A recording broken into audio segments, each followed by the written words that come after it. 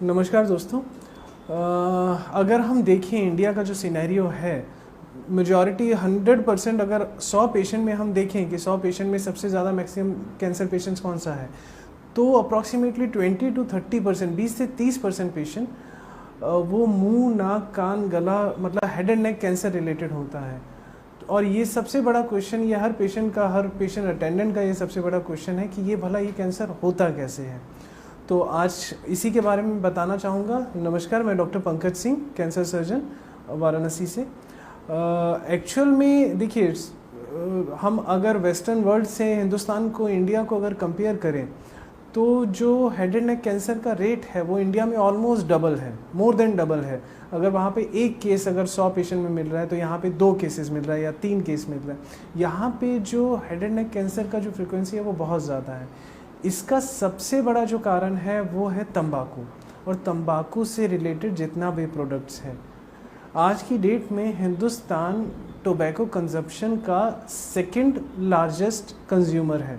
मतलब पूरी दुनिया में जितना भी टोबैको या टोबैको प्रोडक्ट्स यूज़ होता है तो हिंदुस्तान हमारा दूसरे नंबर पे आता है। और यही सबसे बड़ा कारण है कि हिंदुस्तान में, इंडिया में जो हेड एंड नेक कैंसर्स हैं वो बढ़ते जा रहे हैं।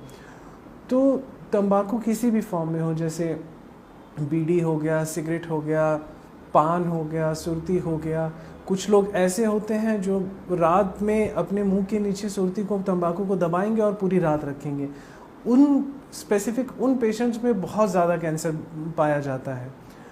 अब बात करें कि अब काफ़ी पेशेंट्स आते हैं, वो कहते हैं कि मैं तो कभी पान भी नहीं खाया, सुर्ती भी नहीं खाया, कभी बीड़ी सिगरेट को हाथ नहीं लगाया, तब भी मुझे जीभ का कैंसर हो गया, तब भी मुझे मेरे चीक्स के अंदर का जो स्किन है उसका कैंसर हो गया। तो वो भला कैसे होता है?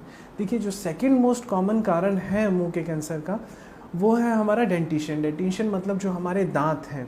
कई लोगों के दांत इस डायरेक्शन में आते हैं, कभी अंदर की तरफ आते हैं। क्रोनिकली वो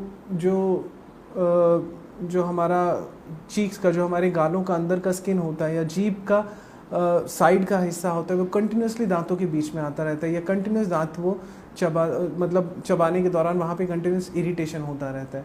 तो ये सेकंड मोस्ट कॉमन कारण है जो हमारा हेड एंड नेक कैंसर से रिलेटेड है। और तीसरा जो अनकॉमन नहीं है, कॉमन में ही है, लेकिन वो है वायरल इन्फेक्शन, जो frequency of head and neck cancer बढ़ा देता है, HPV वायरस। अगर इन केस अगर पेशेंट सुर्ती, पान, तंबाकू, बीड़ी, सिगरेट अगर कुछ ले रहा है, इन पैरेलल उसको मुंह में कहीं वायरल इन्फेक्शन भी है, तो उसमें उनको कैंसर, मुंह का कैंसर होने का चांस बहुत ज़्यादा बढ़ जाएगा। तो ये कुछ कारण थे। और अब मेजॉरिटी क्वेश्चन ये होता है कि अच्छा, कैंसर अब हो गया तो हमें पता कैसे चलेगा, और ये कैसा होता है दिखने में, या इसके क्या लक्षण होते हैं। तो इसके बारे में मैं बात करूँगा। तो ये दिखने में कैसा होता है या इसके लक्षण क्या होते हैं, कैसे हम अर्ली स्टेज में पता कर सकते हैं कि अच्छा मुझे ये हुआ तो मुझे मुंह का कैंसर, मुझे जीभ का कैंसर, मुझे थ्रोट का कैंसर।